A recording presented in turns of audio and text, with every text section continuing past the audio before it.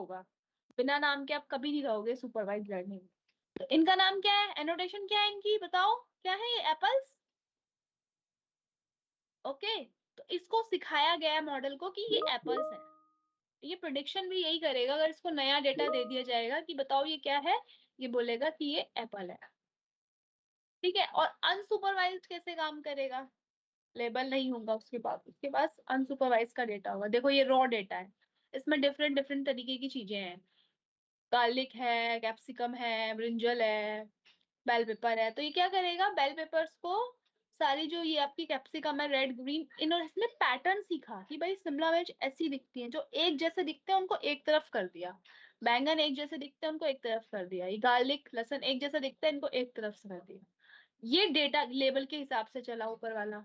अच्छा ये एप्पल थे तो ये एप्पल होगा, और ये कैसे चला, जो एक जैसे दिखते हैं उनको एक तरफ कर दो। तो सुपरवाइज और अनसुपरवाइज में डिफरेंस क्या है, सुपरवाइज में लेबल होगा, अनसुपरवाइज में लेबल नहीं होगा। सुपरवाइज क्लास के बिहाफ पे क्लासिफाई करेगा, और अनसुपरवाइज्ड अनसुपर करेंगे। एक आपका विजन का भी बनवाएंगे, प्रोजेक्ट है आपके कोर्स में, टेंशन मत लो, विजन का कराएंगे आपको। अनसुपरवाइज्ड क्या है, पैटर्न के बिहाफ पे चल रहा है, देखो ग्रुप कर रहा है, कैसे, एक जैसे दिखने वालों को एक जगह कर देता है, वो कौन सा कहलाता है आपका, अनसुपरवाइज्ड। वो क्या कहलाता है आपका, अनसुपरवाइज्ड। ठीक है, यहां तक doubt, any doubt, supervise unsupervise clear. तो बहुत बेसिक तरीके से बताया है, और ये लिखते चलो थोड़ा थोड़ा थोड़ा थोड़ा, और थोड़ा पढ़ा करो एलएमएस खोल के। प्रैक्टिस सेट भी डाले हैं मैंने वहां पाइथन के, जिसको पाइथन में प्रॉब्लम आ रही है वो प्रैक्टिस सेट से भी स्टडी कर सकता है, कोड फाइल्स रन कर सकते हैं। थर्ड होती है रेनफोर्समेंट लर्निंग। मशीन लर्निंग का थर्ड टाइप है रेनफोर्समेंट लर्निंग। ये एक्शन लेने पे बताता है कि एक्शन कैसे लेना है। Software agents and machines are made to ascertain that ideal behavior in a specific content with the aim of maximizing its performance. इसका बेसिकली मतलब ये है, कंफ्यूज मत हो, मैं अच्छे अपने वर्ड्स में बताती हूँ कि क्या है।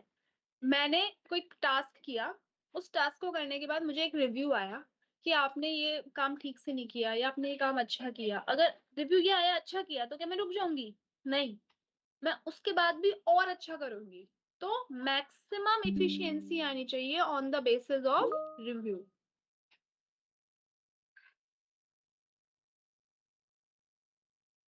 Feedback based learning, correct, feedback based learning. इसको सिंपली समझो कि एक्शन क्या लेना है, और एक्शन कैसे आना चाहिए, हमेशा मैक्सिमम इफिशियंसी हो। इफिशियंसी मतलब उसका आउटपुट हमें ज्यादा मिले, उसका बेनिफिट हमें ज्यादा मिले। एग्जाम्पल से समझोगे तो और अच्छे से समझ में आएगा।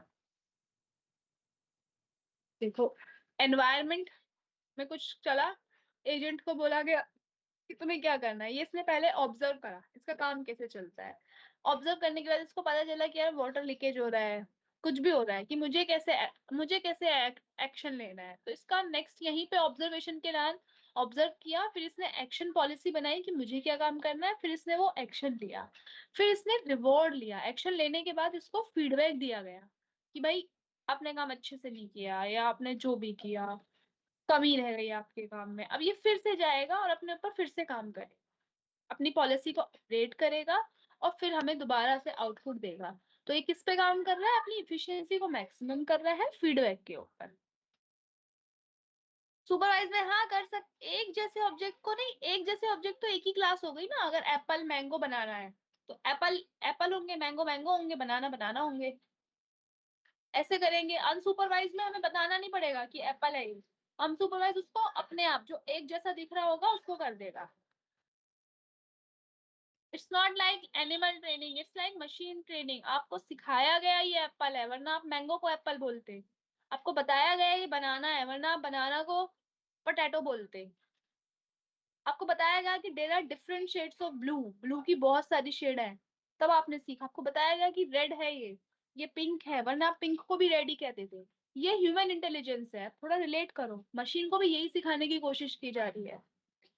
रोबोट और मशीन लर्निंग में इतना ही फर्क है कि रोबोट वही काम करता है जो उसको बताया जाता है। अगर रोबोट को बोला जाए जाओ फैन स्विच ऑफ करके आओ तो वो करेगा, लेकिन मशीन लर्निंग को यहाँ पे आइडिया दिया जा रहा है कि कब स्विच ऑफ करना है, क्यों स्विच ऑफ करना है, कैसे स्विच ऑफ करना है, आगे क्या करना है।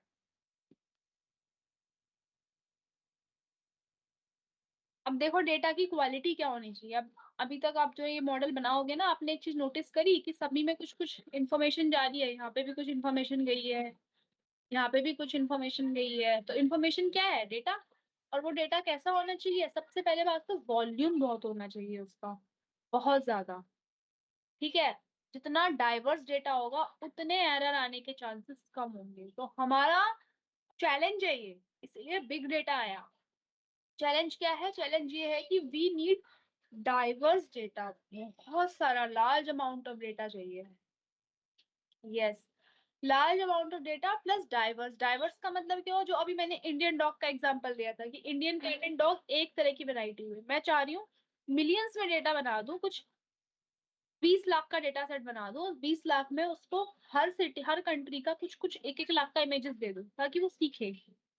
और होमोजीनियस होना चाहिए, ऐसा ना हो इंडियन डॉग 10,000 रह गए और फ्रेंच डॉग 2 लाख हो गए, तो देखो कितना ज्यादा नंबर वेरी हो गया। तो ये प्रॉब्लम नहीं आनी चाहिए, हमें कोशिश करनी है कि सब आपस में ऑलमोस्ट बराबर बराबर हो, होमोजीनियस हो। अगर नहीं है ऐसा हमारे पास, तो हम एक टेक्निक होती है उसको फॉलो करते हैं, बोलो डेटा ऑग्यूमेंटेशन। कौन सी टेक्निक फॉलो करते हैं, डेटा ऑग्यूमेंटेशन।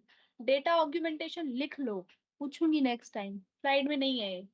अगर डेटा कम है तो कौन सी टेक्निक यूज करते हैं, data augmentation. Data data augmentation में क्या होगा, अगर मेरे पास सिर्फ 10,000 पॉइंट है उस तरह के डेटा के, है ही नहीं, मिल ही नहीं रहे, मार्केट में ही नहीं है, तो क्या प्रॉब्लम हो जाएगी। तो मैं क्या करूंगी, मेरे पास कोड फाइल है, मैं क्या करूंगी, कोड में उस डेटा को रिक्रिएट कर दूंगी।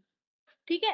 रिक्रिएट कैसे किया जाएगा, उस पर फ्लिपिंग लगा दूंगी, क्रॉपिंग लगा दूंगी, उसको ब्लर कर दूंगी, उसको टिल्ट कर दूंगी। मैं इस तरह से डेटा और क्रिएट करूँ।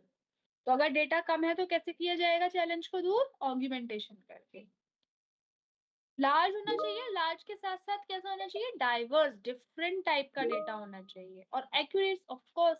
डेटा मिले तो अच्छा मिले, अगर अच्छा नहीं है तो उसको अच्छा बनाना है, और अच्छा कैसे बनाना है वो देखेंगे आज एक्सेल शीट में, देखेंगे आगे इमेजेस में भी दिखाऊंगी, आज एक्सेल शीट में देखेंगे। ओके।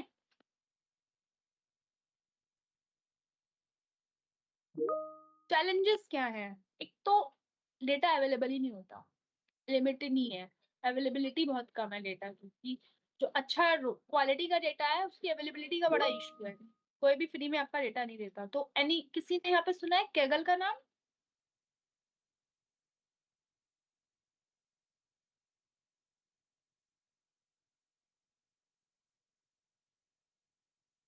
कैगल एक वेबसाइट है, अभी मैं आपको रजिस्टर करने को भी बोलूंगी वहां पे। एक कैगल एक वेबसाइट है जहां से आप डेटा सेट डाउनलोड कर सकते हैं, पब्लिकली फ्री अवेलेबल है मोस्टली डेटा सेट। कुछ डेटा सेट जो फ्री अवेलेबल नहीं होते, उसका आपको क्या करना पड़ता है, आपको उसका ना राइट्स होते हैं, कॉपी राइट्स, जिसने वो डेटा बनाया है, आपको मेल लिखना पड़ेगा अपने कॉलेज के थ्रू, कॉलेज की आईडी वगैरह प्रॉपर लिख के कि हमें ये डेटा सेट पब्लिक यूज करना है। तो आपको जो डेटा सेट प्रोवाइड किया जाएगा वो स्टूडेंट लेवल पे प्रोवाइड किया जाएगा, कि आप स्टूडेंट हैं, आप किसी कॉलेज से एसोसिएटेड है, आप किसी यूनिवर्सिटी से एसोसिएटेड है, तो हम आपको ये डेटा सेट प्रोवाइड कर रहे हैं सिर्फ अकेडमिक यूज के लिए। अकेडमिक यूज मतलब सिर्फ पढ़ने के लिए, सिर्फ रिसर्च करने के लिए, आप उस डेटा सेट पे जाके अपना कोई काम, अपना कोई मार्केट में प्रोडक्ट लॉन्च नहीं कर सकते। सब are not open source. Relevance होना चाहिए, एग्जैक्टली मैंने बोला रिलेवेंट पॉइंट होने चाहिए, जैसा है प्रॉब्लम वैसा ही डेटा होना चाहिए। अगर डॉग और कैट का क्लासीफायर बना रही हूँ तो उसमें रैबिट ना आ जाए, है ना, रैबिट आ गए तो प्रॉब्लम हो जाएगी। तो जो काम करने जा रहे हैं उसी तरह का डेटा होना चाहिए। बताइए मैन्युअली डेटा कैसे कैसे कलेक्ट करते हो आप लोग, सर्वे करके, इंटरव्यू करके, घर घर जाके घूम घूम के, उसके इस तरीके से एडवांटेज क्या है इस तरह से डेटा कलेक्ट करने का। कौन सी स्लाइड का नाम रिपीट करना है, समुद्दीन कादरी बताओ, नंबर बताओ स्लाइड का।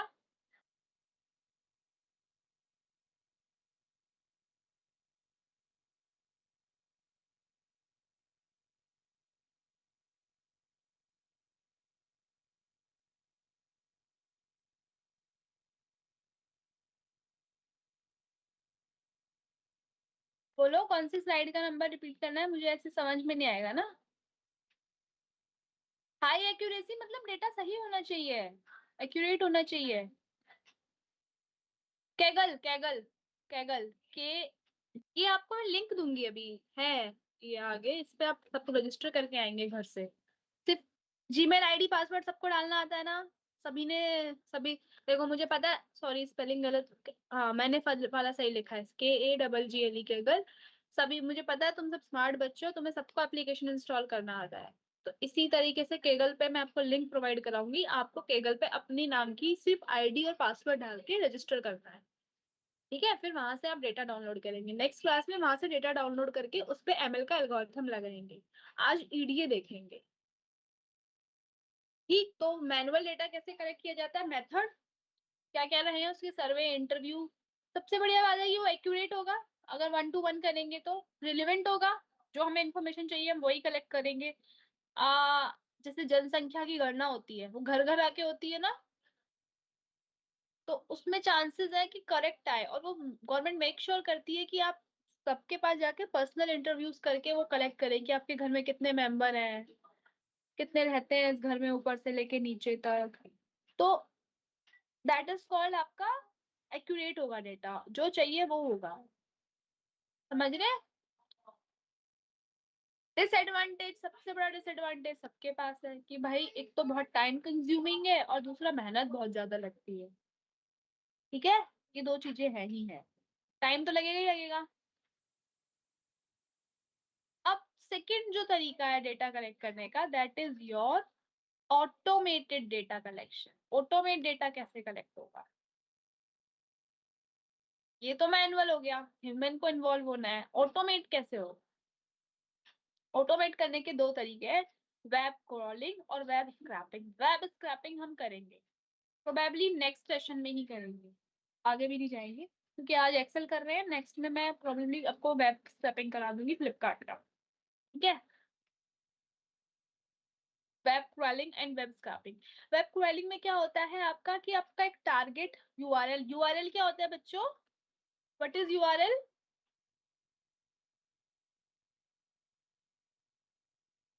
लिंक।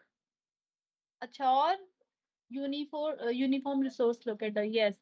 एक वेबसाइट का पर्टिकुलर उसको एक ही तरह का, जैसे www.com दे दिया जाता है ना, उसको एक यूनिफॉर्म रिसोर्स लोकेट, उसको एक लोकेशन दे दी गई, वो सिर्फ उसी की है। ठीक है, किसी वेबसाइट को एक नाम देने का, लिंक देना, करेक्ट।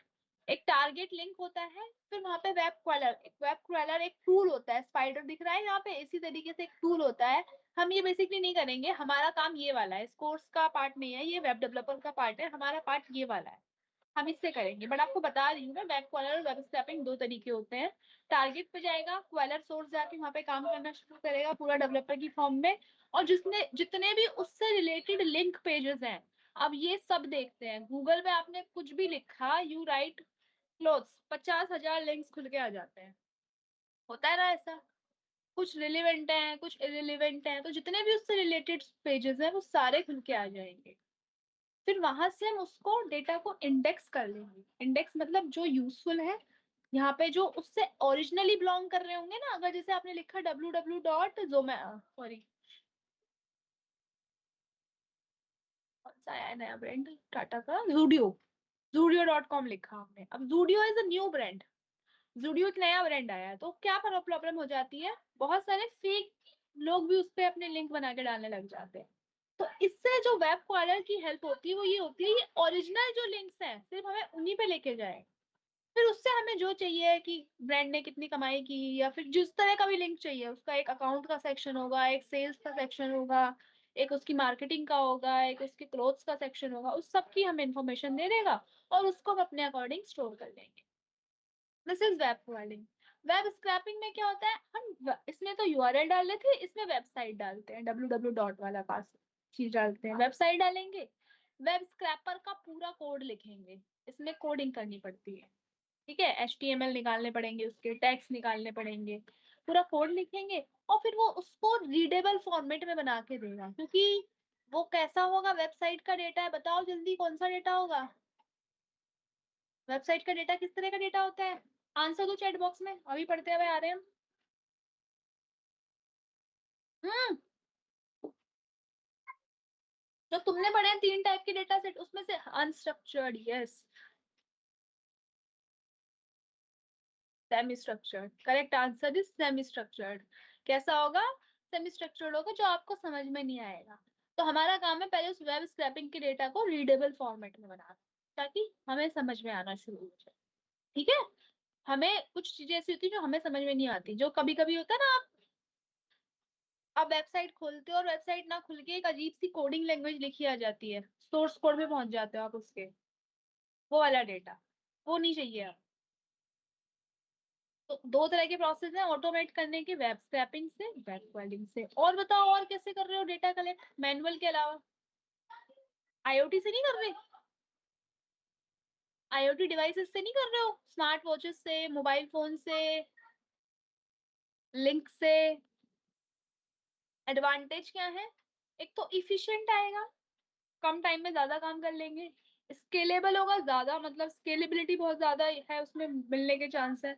चैलेंज क्या हो जाते हैं? लीगल, लीगल बहुत बड़ा चैलेंज है का। लीगल, कुछ भी इलीगल नहीं होना चाहिए, सब कुछ कानूनी तरीके से होना चाहिए। तो चैलेंज क्या है इसमें? लीगलिटी है, आपके इथिकल है, जो हमने सब इथिक्स पढ़े थे, कौन कौन से इथिक्स पढ़े थे? वही सब, अकाउंटेबिलिटी, फेयरनेस, बाइसनेस। जब डेटा किसी से लिया जा रहा है, किसी वेबसाइट को, तो ऐसा ना हो, एक वर्ड सुना होगा, मैं हमारी वेबसाइट है वो कहीं, सुना है? तो वो लीगल है, उस तरीके से हमें ध्यान रखना है कि कुछ गलत ना हो जाए, लीगलिटी को मेंटेन करते हुए चलना है। एग्जाम्पल, कहाँ से डेटा कलेक्ट किया जाता है? डेली ट्विटर करता है ये काम। पहले ट्विटर किसके पास था, अब ट्विटर का मालिक कौन है? चलो एक basic question, hacking, basic question, Elon Musk. तो क्या किया था एलन मस्क के पास जब कंपनी आई, किसको सबसे पहले ब्लॉक किया गया था? अगेन एक इन्वॉल्विंग क्वेश्चन, बताओ।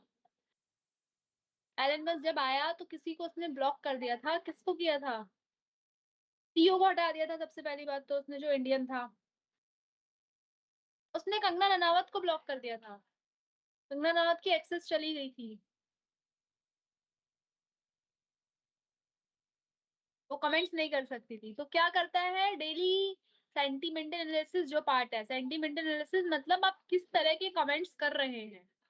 अगर आपके कमेंट अब्यूजिव पाए गए, आपके कमेंट कुछ सेंसिटिव इंफॉर्मेशन पाई गई, तो आपको ब्लॉक कर दिया जाता है। अगर आप छोटे से लोग हैं, जो आप रोल ही नहीं कुछ प्ले कर रहे हैं, तो आपको कोई फर्क नहीं पड़ता। लेकिन आप बहुत बड़ा नाम है, कोई सेलिब्रिटी जैसा नाम है, जिसके ट्विटर पे एक पोस्ट से ट्रेंडिंग चीजें चली जाती हैं, तो वो आपको ब्लॉक कर देता है। That is called sentimental analysis. ठीक। अब दूसरा है real time streaming data.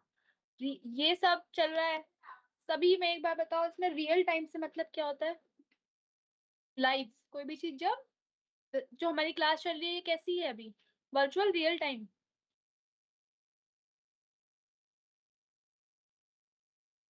Real time.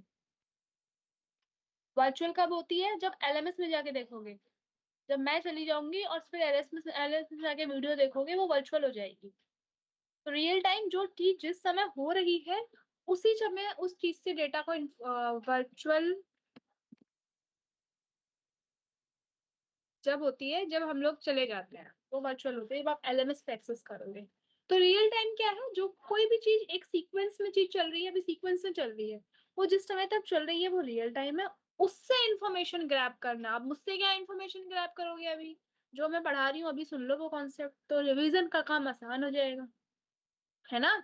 तो जो चीज जिस समय चल रही है, उसी समय उससे इंफॉर्मेशन को निकाल के, और कुछ उसका मीनिंग और कुछ उससे डेटा कलेक्ट कर लेना, उसका कंटेंट निकाल लेना। आज की क्लास का अगर मोटा मोटा अब तक पूछूं तो क्या पूछा? Types of data, types of machine learning, supervise learning, unsupervise learning, यही पूछा ना हमने, सीखा हमने। तो जो रियल टाइम में काम चल रहा है, उसी समय उससे इंफॉर्मेशन को एक्सट्रैक्ट करके कुछ मीनिंगफुल बना लेना is called real time streaming. क्या कहलाता है वो? Real time streaming. यानी कि देखो, सेंसर है, एप्लीकेशंस हैं, अदर्स, अदर्स में क्या क्या आ जाएगा बताओ? आईओटी डिवाइस, सब कुछ रियल टाइम में सब आ गया आपका। वेबसाइट पे आप अभी जो लाइव क्लासेस चल रही है, या तो ये हो गई, या कोई वेबसाइट पे कुछ अभी जो डेवलपर कुछ कोड डेवलप कर रहा है, वो हो गया, वो सब रियल टाइम पे उठाया, लाइव टाइम पे। ठीक है। जो मैं आपको वेब स्क्रैपिंग का टूल कराऊंगी ना, वो लाइव नहीं होगा, वो वर्चुअल होगा। लेकिन जब आप एक फेस मास्क का टूल करेंगे, फेस मास्क डिटेक्शन, जो अपने कैमरा से तुरंत अपना फेस वो एक्सेस कर पाएंगे, वो होगा रियल टाइम। तो यहाँ पे तो क्योंकि आपका कैमरा यहाँ एंगेज हो जाएगा, तो आप घर पे वो कोड आपको दिया जाएगा, बताया जाएगा, आप अपने कैमरा से ट्राई करना उसे, सब लोग। तो रियल टाइम का मतलब क्या है, वो इवेंट जो सेम टाइम पे चल रहा है, और उस इवेंट में कौन सी इंफॉर्मेशन और सोर्स लगी हुई है। यहाँ पे क्या लगा हुआ है बताओ, ये वीडियो क्या है, सोर्स, और इवेंट क्या है, ये क्लास। ये जो वीडियो है, एलएमएस का एक्सेस है जिसपे हम काम कर रहे हैं, दिस इज दैट पार्ट। ये एप्लीकेशन, सेंसर, सर्वर, ये वो वाला पार्ट है। इवेंट क्या है, इस क्लास का चले जाना इवेंट है। हम क्या कर रहे हैं, इसको साथ साथ रिकॉर्ड भी कर रहे हैं ना क्लास को, तो साथ साथ रिकॉर्ड भी कर रहे हैं, तो ये स्टोरेज वाला पार्ट है। अब बाद में क्या होगा, आप उसको पढ़ोगे, समझोगे, देखोगे, अगले दिन उससे उसको समझने के बाद कुछ क्वेरीज होंगी, उसके बारे में समझोगे, एनालाइज करोगे, ड्राफ्ट करो। तो इस तरीके से लाइव स्ट्रीमिंग से हम डेटा कलेक्ट करते हैं। एग्जाम्पल्स के कुछ जो सोर्सेज होते हैं ना, तो कलेक्ट तो कर लिया, सबसे बड़ा सोर्स काम ही है कि भाई स्टोर कहाँ करेंगे। अब मैं आपको एक इसका और एग्जांपल देती हूँ। अगर ये वीडियोस आपको शेयर की जाती तो आपकी जीमेल पे दी जाती, आपकी पर्सनल जीमेल्स पे दी जाती, और आप क्या देखते, आप जब जीमेल्स देखते तो आपका क्या होता, आपकी जीमेल भरने लग जाती एक टाइम के बाद। 15 GB होती है ना आपके पास उसकी स्टोरेज, वो जीबी में मिला। तो इसीलिए क्या किया गया, स्टोर करने के लिए एक नया एनवायरनमेंट क्रिएट किया गया, एलएमएस, ताकि आपको सब कुछ बहुत स्ट्रक्चर्ड तरीके से मिले और आप पढ़ पाए। समझे बच्चों, जैसे स्टोरेज बहुत बड़ा प्रॉब्लम है।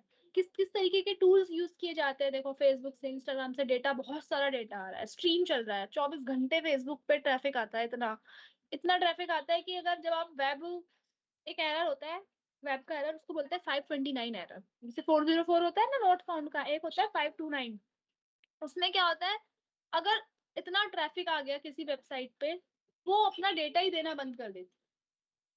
किसी भी वेबसाइट पे इतने लोग यूज कर रहे होते हैं, उस समय जब आप उसको फैच करोगे यूज तो हो जाएगी, लेकिन मैं कल आपके लिए कोड बनाने चलूँ और उसमें मेरे पास 529 एरर आ जाए, इन केस वो ना चले, तो वो वाला एरर होता है कि मैं जिस समय आप उस वेबसाइट पे गई, उस वेबसाइट को इतने लोग यूज कर रहे थे, डेटा निकालने की कोशिश कर रहे थे, कि वो उसने डेटा ही देना बंद कर दिया, उस पर लोड हो गया, उस पर ट्रैफिक हो गया। तो पहला काम क्या है, डेटा। अब डेटा को कलेक्ट किन किन सोर्स से किया जाता है, देखिए ये कुछ लाइव स्ट्रीमिंग के टूल्स हैं, स्पार्क, स्टॉर्म, काफका, फ्लिंक, स्प्लंक। इनको यूज करके भी डेटा को कलेक्ट किया जाता है। यहाँ पे ये जो है ना, ये वाला पार्ट इवेंट के बाद, यहाँ पे इसको, इस सोर्स को सीधा लगा देते हैं, इनमें से कोई भी एक उठा के। और ये बहुत सभी यही तरह के हैं, MongoDB, CouchDB, astronaut, Riak, Redis, Firebase, different different type of sources हैं। तो हम इसमें से जो यूज करने जाएंगे, ब्यूटीफुल सोप है वेब स्क्रैपिंग के लिए, क्योंकि डेटा आपको रियल टाइम से निकालना बताया जाएगा कैसे निकाले। नेक्स्ट फर्दर क्लासेस ये उसका थ्योरी पार्ट कवर करने। एग्जाम्पल देखो, डेटा कलेक्ट करने का एप्लीकेशन अगर दिखाया जाए, हेल्थ केयर, पेशेंट गया, उसके पास अपनी एक फाइल होगी, अपनी कुछ क्वेरी होगी, वो अपने पुराने कागज लेके जाएगा और अपनी कुछ प्रॉब्लम्स लेके जाएगा कि मेरे को आज की डेट में ये बीमारी है, तो उसके पास बहुत सारा डेटा है। अब वो डेटा को कलेक्ट किया जाएगा, मोबाइल मोबाइल जो हॉस्पिटल है मोबाइल से एनालाइज करेगा, वॉकी टॉकी भी लेके चल रहे होते हैं वहां पे लोग, लैपटॉप्स में भी फीड किया जाएगा उसको। तो उसको, हॉस्पिटल के पास भी अब कहीं पे भी डेटा नहीं है। मैंने लास्ट क्लास में भी डिस्कस किया था कि स्टोरेज बहुत बड़ी प्रॉब्लम है, स्टोर कैसे किया जाए। तो सबसे महंगा गोल्ड और डायमंड नहीं है, सबसे महंगा क्लास स्पेस है। एनवायरमेंट में 2G स्पेक्ट्रम घोटाला याद है किसी को, सब बहुत छोटे रहे होगे। सबसे बड़ा प्रॉब्लम स्पेस है कि आज की डेट में जो हम जितना इंडस्ट्रियलाइजेशन, जितना डिजिटलाइजेशन, जितना टेक्नोलॉजी के आगे जा रहे हैं, उतना बड़ा प्रॉब्लम है कि उसको स्टोर कैसे करें। नाम सुना है, थोड़ा सा स्टडी करना, व्हाट इज, क्या था 2G। तो वो एनवायरनमेंट में एक स्पेस था, सबसे महंगा एनवायरनमेंट में स्पेस खरीदना है, सबसे महंगा, शायद चांद से भी महंगा। ठीक है, उसको स्टोर कहाँ करेगा, उसको स्टोर करेगा वो क्लाउड पे, एक जगह बनाएगा अपने लिए एनवायरनमेंट में, और वहां पे डालता रहेगा ताकि वो सबके पास हो। ओके, वो सबके पास हो। आपको एलएमएस की एक्सेस ऑल टाइम है, लाइफ टाइम है, या कुछ टाइम के लिए है।